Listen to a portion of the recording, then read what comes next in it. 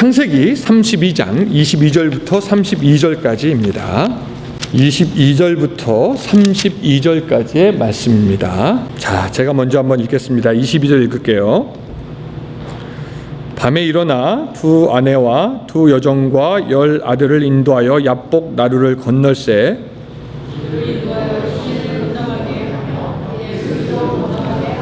야곱은 홀로 남았더니 어떤 사람이 날이 새도록 야곱과 씨름하다가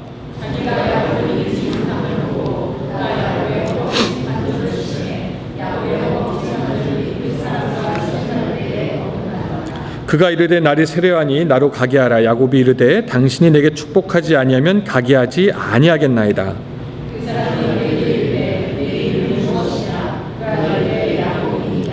그가 이르되 내 이름을 다시는 야곱이라 부를 것이 아니요 이스라엘이라 부를 것이니 이는 내가 하나님과 및 사람들과 겨루어 이기었음이니라.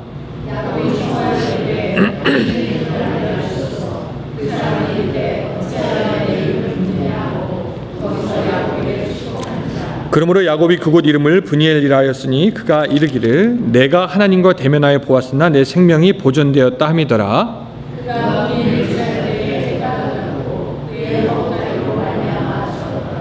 자, 같이 읽습니다. 시작.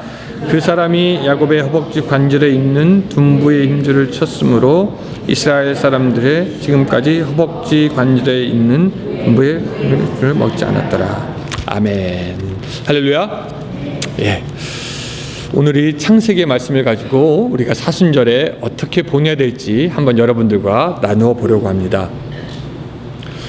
여러분, 우리나라 말에 이게 굴곡지다라는 말이 있어요. 굴곡이란 말은 뭐냐면 이리저리 굽었다라는 것을 말할 때 굴곡이 졌다라고 얘기합니다. 그래서 철수가 운전을 하는데 굴곡진 길을 갔다라고 할 것 같으면 이렇게 저렇게 구불거리는 그런 길을 갔다라고 얘기하는 것인데, 참 재밌는 것은 우리 한국 사람들은 그런 굴곡이라는 말을 우리 인생에 빗대어서 이야기하기도 합니다. 어떤 사람의 삶에 대해서 우리가 굴곡진 인생을 살았다, 그 사람의 삶이 굴곡졌다라고 얘기를 하기도 하는데요. 그것은 뭐냐면 사람이 살아가다가 굉장히 어렵고 힘든 일, 또 중요한 일, 고통스러운 일을 만났을 때 그 사람의 인생이 굴곡이 졌다라고 우리는 그렇게 이야기하기도 합니다. 어쩌면 여러분들의 삶 가운데서도 그렇게 굴곡이 졌던 경험이 아마 있을지도 모르겠습니다. 아주 큰 중병을 앓게 되었거나, 사랑하는 사람을 떠나보내게 되었거나, 또한 배신을 당했거나, 또 아니면 경제적인 문제가 있거나, 어떤 사람들은 배신을 당해서 경제적인 문제에 어려움이 있고 그것 때문에 아프고 그 배우자까지 스트레스로 눕게 되는 그런 인생의 굴곡들이 있는 것을 보았습니다. 사람들은 그렇게 굴곡진 인생을 한 번쯤은 만나게 되는데, 오늘 본문의 이 야곱이란 사람도 인생의 굴곡을 오늘 본문에서 만나게 됩니다. 이야기하면 이렇습니다. 우리가 잘 알고 있지만 야곱이 자기 형과 아버지를 속여서 그 형에게 돌아가야 할 복을 자기가 받습니다. 그렇죠? 에서의 입장에서 보면은 이 야곱이 그렇게 미울 수가 없어요. 왜냐하면 그의 간교한 꾀로 자기에게 돌아올 복을 자기가 가로챘기 때문입니다. 너무 억울하죠. 눈물이 납니다. 그래서 성경에 보면은 뭐라고 나왔냐면은 에서가 울며 복을 구하나라고 되어 있습니다. 근데 어떻게 됐냐면은 모든 축복은 이미 누구한테 갔다? 야곱에게 간 상태입니다. 그리고 이삭은 기껏 자기 큰아들을 위해서 기도해 준다는데 어떤 기도를 하냐면 너는 내 아우를 섬길 것이다, 이런 기도를 하게 됩니다. 그 일이 있은 후에 에서는 마음의 결심을 합니다. 어떤 결심을 하냐면 내가 내 아우 야곱을 죽이리라. 창세기 27장 41절. 그 말을 듣고 어떻게 하냐면 야곱은 도망갑니다. 도망가서 아내들도 만나고 재산도 얻고 조금 성공한 것처럼 보이지만 결국 삼촌에게 쫓겨가지고 자기 고향 땅으로 가게 되는데, 고향 땅으로 딱 가려다 보니까 누가 생각나요? 나를 죽이려는 누가 있다? 에서가 있다. 그래가지고 사신을 먼저 보냅니다. 좀 상황이 어떤지 미리 보내려고, 알려고. 그 초조하게 그 심부름꾼을 보내놓고 그쪽이 어떤지 상황을 좀 파악하려고 하는데 그 심부름꾼이 와서 한다는 얘기가 굉장히 심상치가 않습니다. 뭐라고 하냐면은 에서가 400명을 거느리고 야곱을 만나려고 기다리고 있다는 얘기입니다. 자, 뒤로도 갈 수 없고 앞으로도 갈 수 없는 그런 지금 상황이 야곱에게 있는 것입니다. 여러분, 앞으로도 못 가고 뒤로 못 가고, 이걸 네 글자로 뭐라고 하죠? 예, 진퇴양난의 상황에 빠지게 된 것입니다. 고립무원 진퇴양난. 어떻게 할까 고민하다가 그 밤을 야복강이라고 하는 그 강가에서 보내게 되는데, 난데없이 어떤 사람이 와가지고 야곱과 씨름을 하게 됩니다. 그것이 바로 오늘의 장면이 되겠습니다. 자, 오늘 본문을 쭉 보면서 여러분들과 나누고 싶은 것이 뭐냐면, 첫 번째, 독대의 은혜입니다. 같이 따라할까요? 독대의 은혜. 시작. 예, 여러분, 독대라는 게 우리가 그런 말을 언제 쓰죠? 독대. 예, 어떤 높은 사람을 1대1로 만날 때 우리는 독대라는 말을 씁니다. 근데 본문 24절로 가보면요. 자, 24절 한번 같이 한번 읽어볼까요? 24절 시작.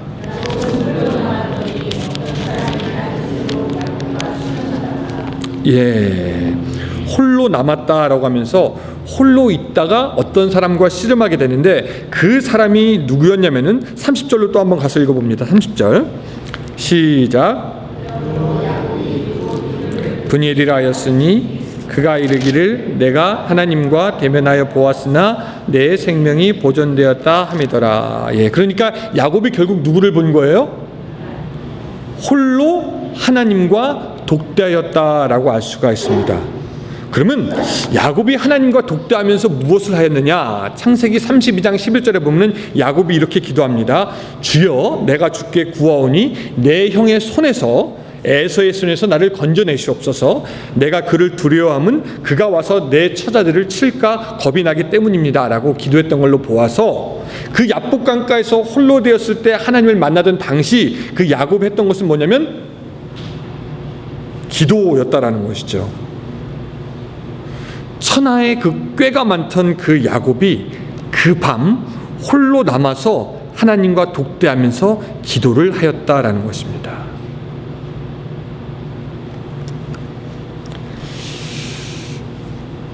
여러분, 아무리 사나이라도 울고 싶을 때가 혹시 있을까요? 없을까요? 남자들은 얘기하는 여자들이 얘기하시네요. 예.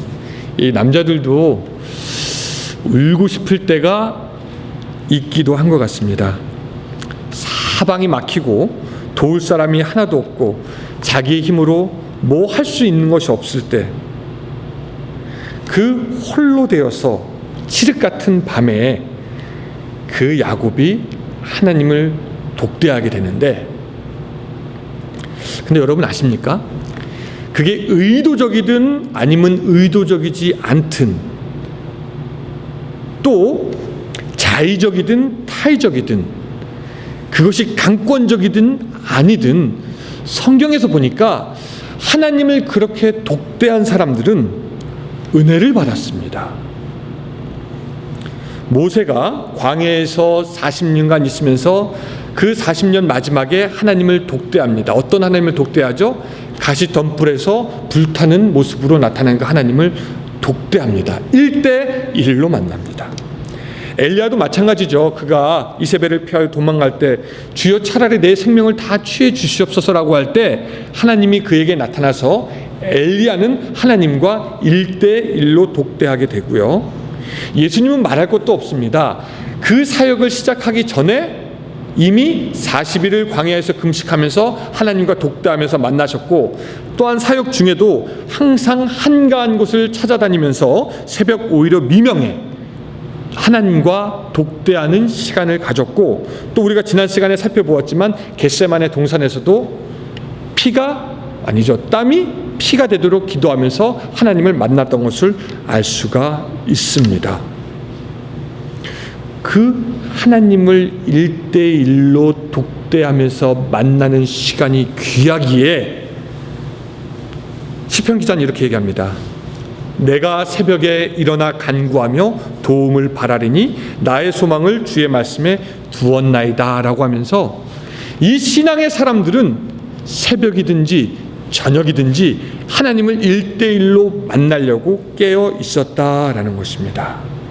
그리고 또 예수님이 우리에게 알려준 것도 결국 독대하라는 거 아닙니까? 너희는 기도할 때 어디로 들어가서? 골방으로 들어가서 은밀하게 기도하라라고 하면서 하나님을 1대1로 만나라 우리에게 말씀하십니다. 지금도 기억나는 것 중에 하나가 예전에 제가 중고등부 시절일 때 그 목사님이 이런 말씀 하시더라고요. 야, 하루에 한 번은 교회에 와서 기도해라. 그래가지고 학교 끝나고 교회에 들렸습니다. 교회에 들리면은 그때가 오후쯤이니까 어둡고 교회가 텅 비었기 때문에 좀 무서운 생각도 듭니다. 근데 덩그러니 혼자 앉아서 뭐 크게 기도하지 않고 크게 찬양하지 않고 덩그러니 혼자 앉아서 하나님 하고 기도하면은 그 마음 속에서 그 내면에서부터 깊이 차오르는 기쁨이 있습니다. 그것은 하나님과 1대1 독대해본 사람만이 갖는 평안과 기쁨이 됩니다. 뭐 그 중고등부 시절에 많이 방황하기도 하고 삐뚤게 나가기도 했지만 지금도 기억나는 것이 내가 하나님을 만나려고 하나님 앞에 가서 고개를 숙이고 하나님 그 이름을 부를 때 하나님께서 나와 함께 하시고 나에게 은혜를 주신다라는 것이었습니다. 하나님을 독대해서 만난다는 것은 쉽지가 않습니다. 고요함 속에 혼자서 그 시간이 어쩔 때는 굉장히 지루할 수도 있고요. 또 하나님을 혼자서 만나는 그 시간은 아무도 고문하지 않는데 괴로울 때가 있습니다. 이 생각 저 생각이 많이 나기 때문에 방이나 교회 문을 박차고 뛰어나가고 싶을 때도 있고 또 앉자마자 카톡과 메시지들은 오기 시작합니다.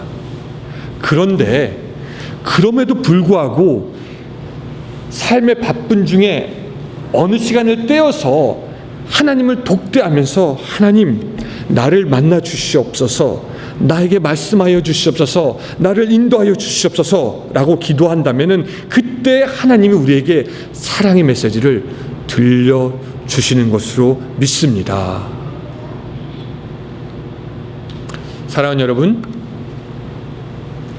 여러분 마지막으로 하나님을 독대해서 만난 적이 언제십니까? 어저께? 아니면 일주일 전?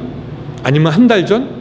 아무도 없는데 하나님과 나만 만나서 하나님께 깊이 들어가서 하나님 하고 부를 때 하나님이 나 여기 있다 말씀을 주셨던 그 마지막 하나님을 독대하였던 적이 여러분 언제이십니까?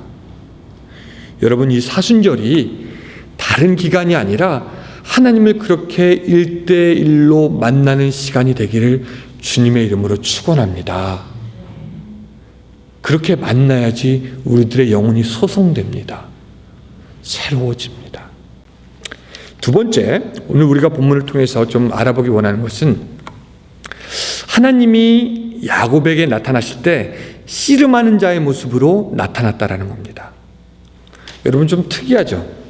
하나님이 인생 앞에 나타날 때 아주 영광스러운 왕의 모습으로 나타나셔도 되고 또 푸른 초장으로 인도하는 선한 목자의 모습으로 나타나셔도 좋고 아니면 사랑과 지혜가 넘치는 인자한 할아버지의 모습으로 나타나도 되는데 오늘 어떤 모습으로 야곱 앞에 하나님이 나타나십니까?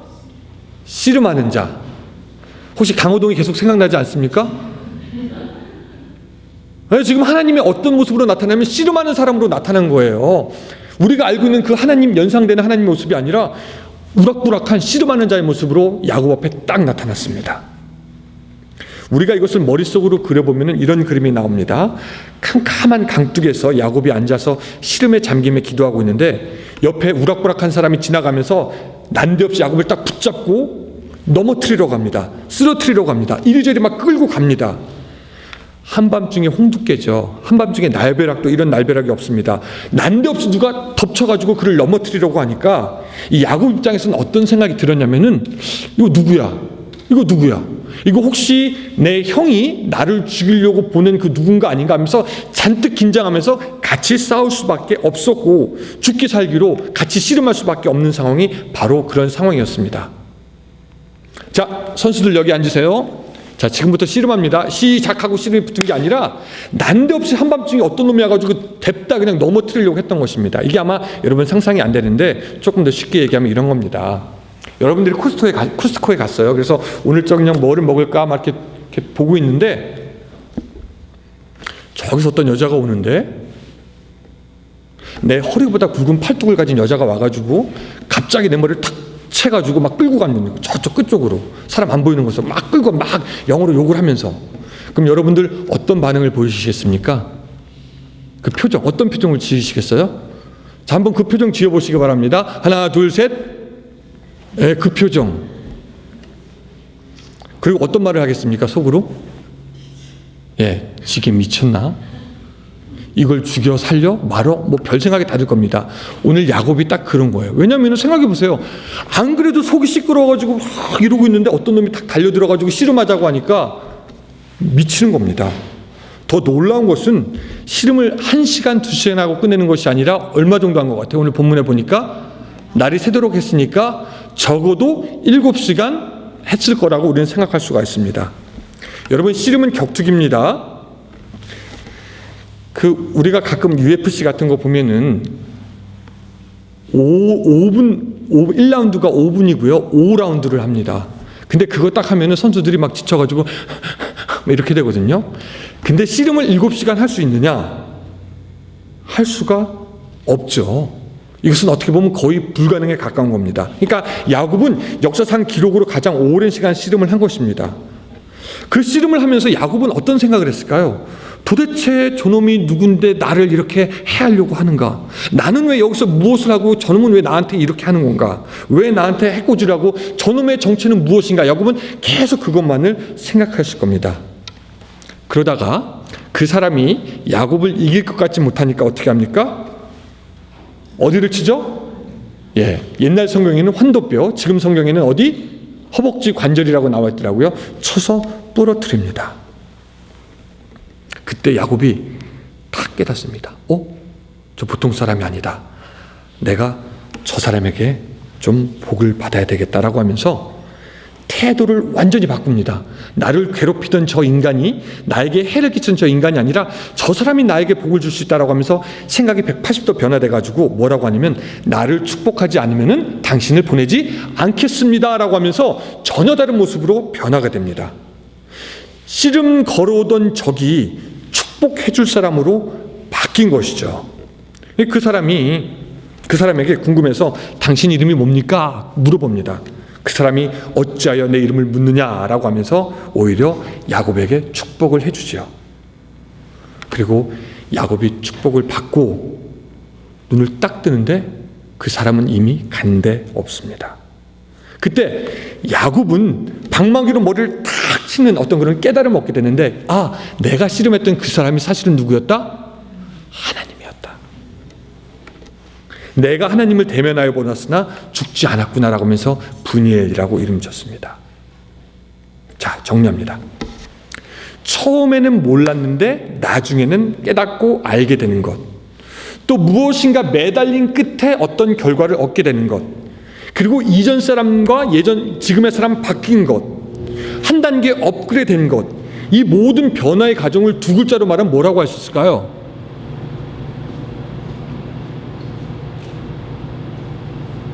따라합시다. 훈련.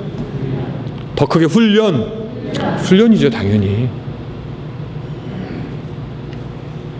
이때까지 자기 힘과 꾀로 살아온 줄 아는 야곱에게, 너는 하나님이 필요한 사람이야. 하나님을 깨닫게 하셨고, 복은 너의 힘으로 얻을 수 있는 것이 아니라 나에게 구해야 해 라고 하나님은 말씀하시고 그를 가르치시고 훈련시킨 것입니다.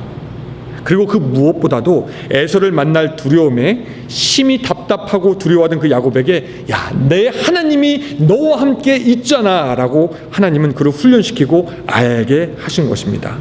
하나님은 그에게 오셔서 그를 깨우시고, 우리 그렇잖아요.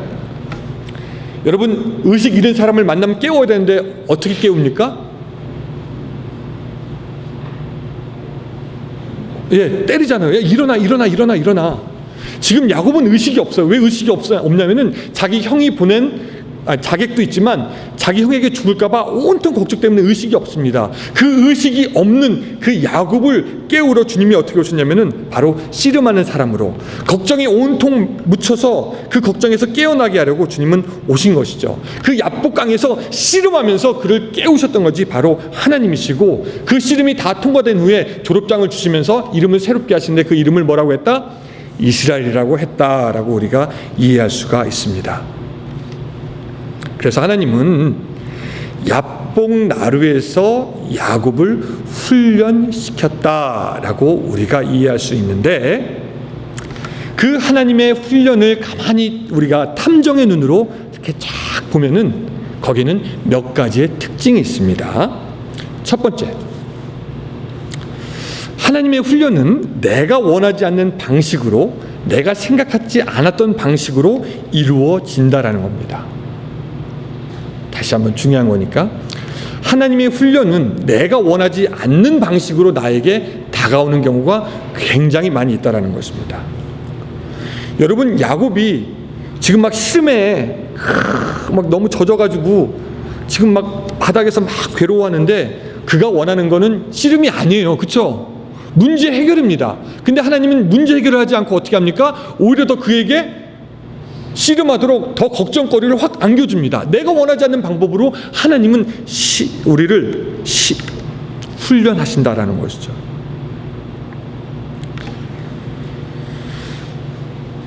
우리 주위의 환경들을 보면은 어떤 때는 참 못마땅한 게 많죠. 그렇죠?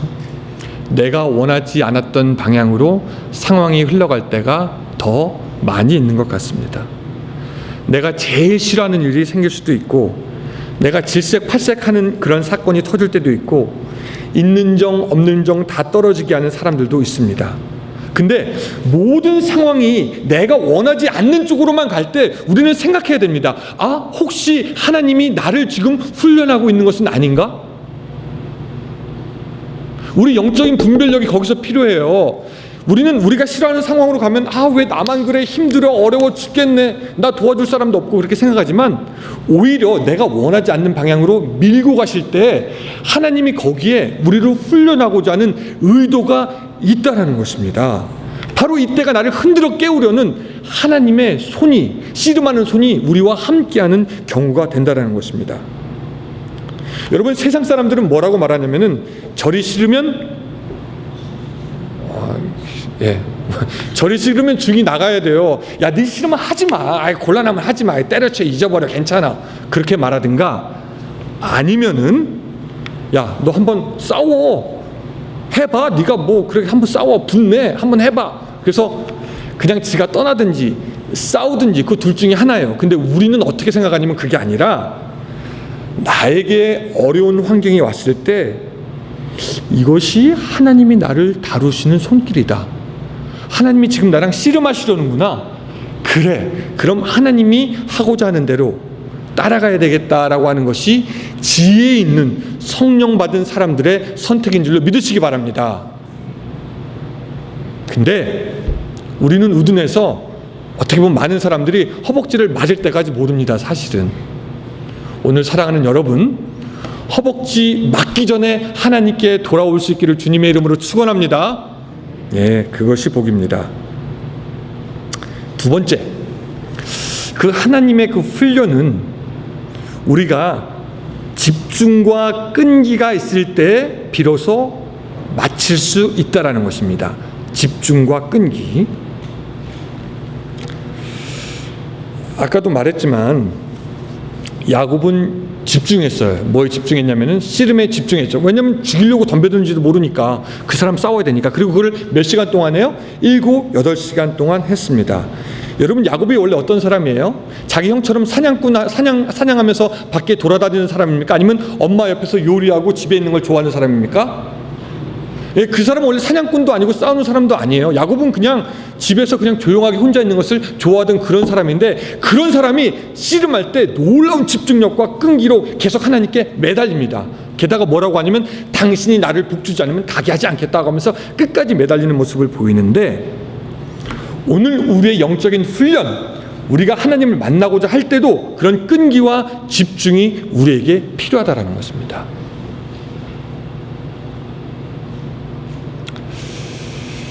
그 한국의 역사에 보면은 해광이라는 사람이 있어요. 이 사람이 굉장히 유명한 사냥꾼이긴 했습니다.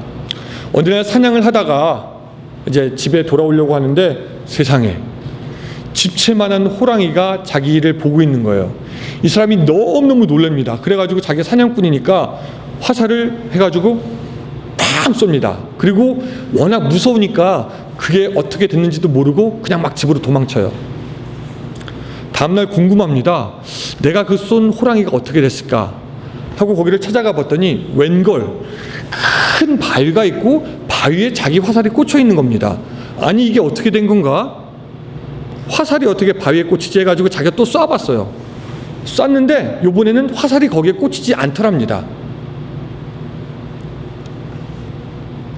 이게 무슨 얘기하는지 여러분들 이제 감을 잡으시겠죠? 제가 이 얘기를 해드린 이유는 호랑이를 바위로 착각하면 안 된다라는 그런 얘기가 아니라, 어떤 것을 집중해서 시작할 때 거기에 우리가 생각지도 못한 큰 결과가 있게 된다라는 것입니다. 오늘 우리가 하나님을 찾는 것도 마찬가지입니다. 같이 예배드리고 같이 기도하고 같이 성경 보는 것 같아도 집중해서 하나님께 매어 달릴 때 그 사람에게 주시는 하나님의 은혜가 있는 줄로 믿습니다. 여러분, 우리는 다 같이 예배드리지만 그 교도소에서 예배를 인도하는 그 어떤 목사님들에 의하면은 자기는 예배를 보면은 그 사람이 사형 선고를 받은 사형수인지 아닌지 안다랍니다. 이 사형수들은, 사형을 언도받은 사람은 사형이 실제 집행되지 않아도 자기가 언제 죽을지 모르기 때문에 지금 내가 드리는 예배가 나의 인생의 가장 마지막 예배가 될 수 있다는 걸 알기 때문에 그 드리는 자세가 틀리대요. 집중해서 드리고 거기서 또 은혜를 받는다라고 합니다. 오늘 우리가 지금 드리는 예배, 지금 하는 기도, 지금 하는 읽는 이 성경 말씀이 오늘 우리 인생의 마지막이다라고 할 것 같으면 우리 집중할 겁니다. 우리 끈기 있게 매달릴 겁니다. 하나님의 뜻을 발견하고자 할 겁니다. 우리 그런 끈기와 집중이 오늘 우리 사순절의 영적 훈련에도 있어야 하는 줄로 믿으시기 바랍니다. 잠언 8장 17절, 나를 사랑하는 자들이 나의 사랑을 입으며 나를 간절히 찾는 자가 나를 만날 것이니라.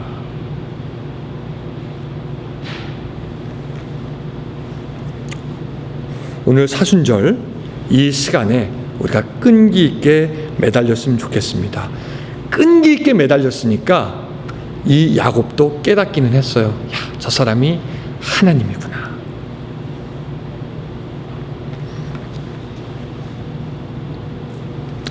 사실 근데 뭐 이렇게 하십시오 제가 이렇게 말씀드리지만 이런 그 과정들이 결코 쉽지는 않아요. 예를 들어서 그럼 목사님, 내가 사순절 동안 이름도 쓰고 금식 기도도 하고 좀 전도도 하고 좀 열심히 하겠습니다라고 이렇게 결심할 수 있지만 그것이 쉽지는 않습니다. 왜냐하면은 훈련의 과정들은 항상 힘들고 우리를 기진맥진하게 할 때도 있고 많은 유혹이 있기 때문입니다. 근데 오늘 여러분들에게 한 가지 말씀드리고 싶은 게 있는데 뭐냐면, 훈련 받는 사람은 훈련보다 크다라는 겁니다. 뭐냐면은 모든 훈련은 훈련 받는 사람보다 크지 않다라는 거예요. 훈련이 큽니까? 훈련 받는 사람이 큽니까? 여러분 잘 생각해 보세요. 훈련보다 훈련 받는 사람의 가능성이 훨씬 더 큽니다.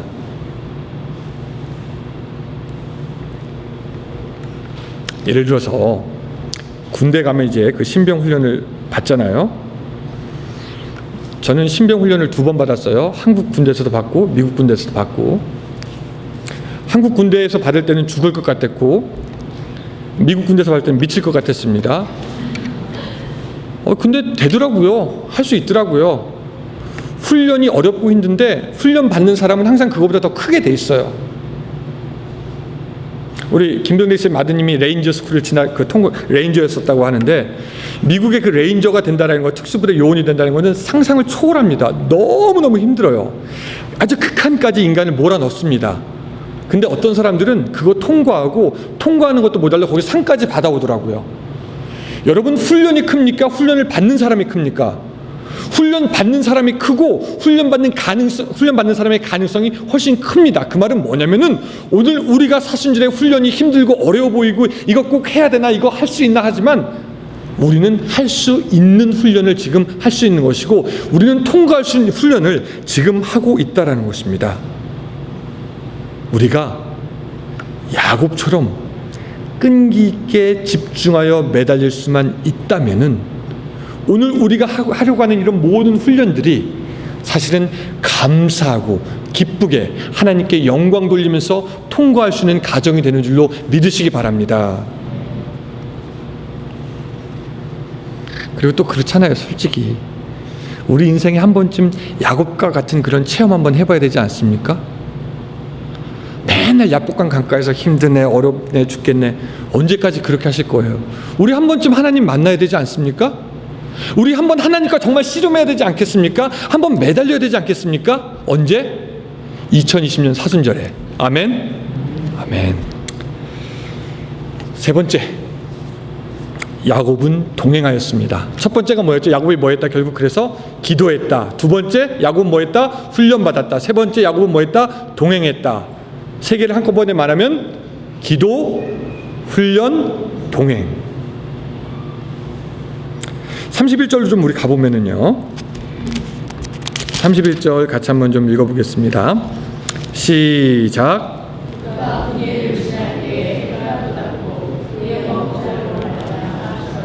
예, 여기에 참 재밌는 역설이 있습니다. 그의 다리가 온전할 때는 하나님과 동행하지 못하더니 이제 그의 육신의 다리가 절개되었으면서 하나님과 동행하게 되었다라는 것입니다.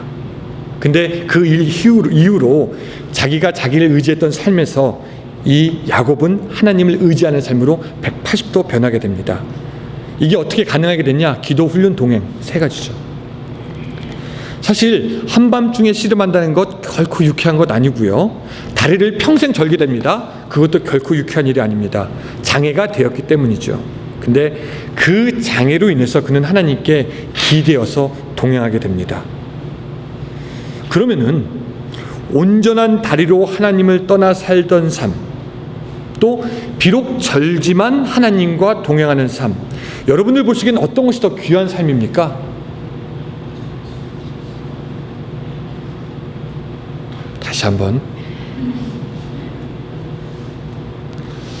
온전하게 걷지만 하나님을 떠난 삶, 비록 절지만 하나님과 동행하는 삶, 여러분 어떤 삶이 더 가치 있는 삶입니까? 여러분들에게.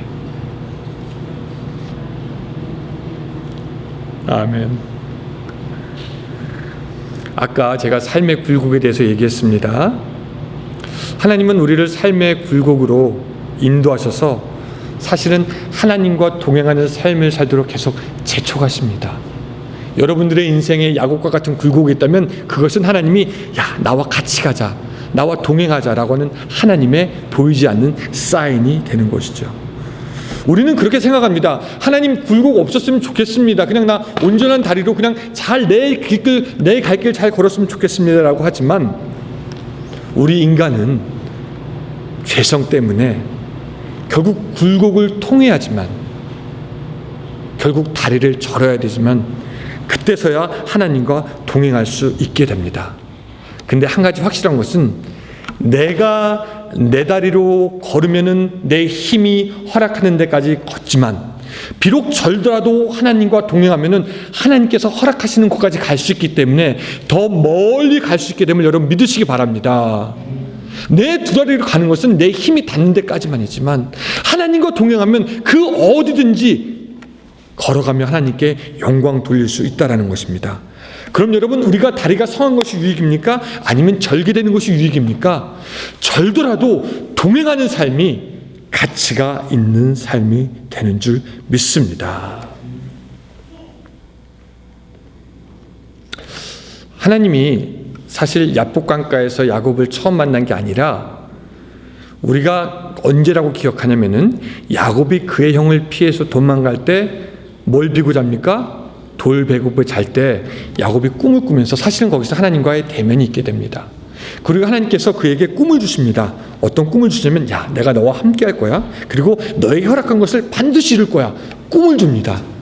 근데 어느덧 야곱은 그 모든 것을 다 까맣게 잃어버리고 그냥 어두운 강가에서 고민하는 사람으로 남아있던 것이고, 그 야곱을 하나님은 불쌍히 여겨서 가가지고 씨름하면서 그를 깨우시고 기도하게 하시고 훈련하게 하시고 동행하자라고 말씀하셨던 것입니다.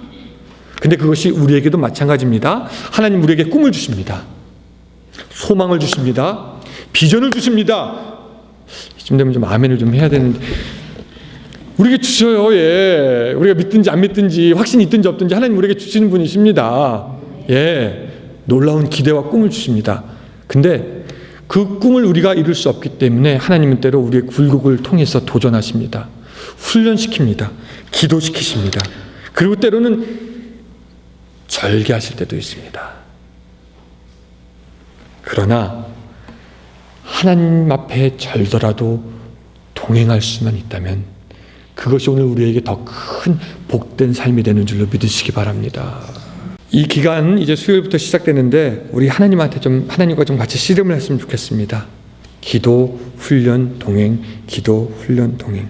그래서 이 야곱에서 이스라엘로 바뀌는 그 영광을 얻었던 것처럼 오늘 여러분들도 옛사람에서 새사람으로 새로운 이스라엘로 변화되는 시간이 될 수 있기를 주님의 이름으로 축원합니다. 우리 시간에 같이 한번 기도하겠습니다. 하나님, 이 사순절에 우리가 더욱더 훈련하게 하여 주시옵소서. 사도 바울이 자기 몸을 채찍질했던 것처럼 우리도 채찍질하게 하여 주시옵소서. 하나님 앞에 온전히 서게 하여 주시옵소서. 기도하고 훈련하고 동행하는 이 사순절, 하나님 야곱이 바뀌었던 것처럼 우리도 바뀌는 이 시간이 될 수 있도록 도와달라고 우리 같이 한번 기도하겠습니다. 사랑과 은혜가 충만하신 하나님 아버지 감사합니다. 오늘 우리에게 함께 하여 주시옵소서. 우리에게 하나님 아버지 변화가 필요합니다. 우리에게 새로움이 필요합니다. 하나님, 변화되는 우리들의 삶이 될 수 있도록 주여 도와주시옵소서. 이 사순절의 기간이 하나님 정말로 하나님께 영광 돌리시는 시간들이 될 수 있도록 주여 도와주시길 간절히 바라고 원함을 드리옵나이다. 우리들의 약함과 우리들의 부족함 하나님께 다 내려놓는 시간 될 수 있도록 주여 도와주시옵소서. 우리들의 하나님 아버지 비열함과 우리들의 하나님 아버지 간악함들 모두 쏟아놓고 하나님 아버지 하나님 앞에 온전히 훈련받는 그런 귀한 시간들 될 수 있도록 주여 도와주시길 간절히 바라고 원함을 드리옵나이다. 주여 우리를 붙들어 주시옵소서. 우리 가운데 함께하여 주시옵소서. 역사하여 주시옵소서. 새로워지는 시간들 될 수 있도록 주여 도와주시옵소서. 누구든지 예수 그리스도 안에 있으면 아버지 새로운 피조물이라고 말씀하셨는데 아버지 그 새로운 피조물로 변화되는 시간 될 수 있도록 주여 도와주시옵소서. 우리 가운데 함께하시고 인도하여 주시옵소서. 주님, 그렇게 우리를 여기시고 하나님 아버지, 주님, 어두운 강가에 온갖 세상의 시름을 가지고 앉아있는 우리는 사실 야곱이 아니라 우리 자신의 모습입니다. 주님, 오늘 우리에게 다가오셔서 그러나 우리를 깨우시고 기도하게 하시며 동행하시는 그 하나님, 그 하나님의 은혜를 우리가 맛볼 수 있도록 주여 도와주시옵소서. 야곱의 변화가 우리의 변화가 되게 하시고 야곱의 복이 우리의 복이 될 수 있도록 함께하여 주시옵소서. 이 고난받은 인생, 굴곡진 인생, 주님 절더라도 하나님과 동행하며 영생 복락의 길을 걷는 우리들이 될 수 있도록 역사하여 주시옵소서. 예수님의 이름으로 기도드리옵나이다. 아멘. 이제는 우리 구주 예수 그리스도의 은혜와 하나님의 사랑과 성령님의 감화감동하심이 하나님 변화되기 원합니다 결심하는 모든 성도들 위해 함께하기를 간절히 축원하옵나이다. 아멘.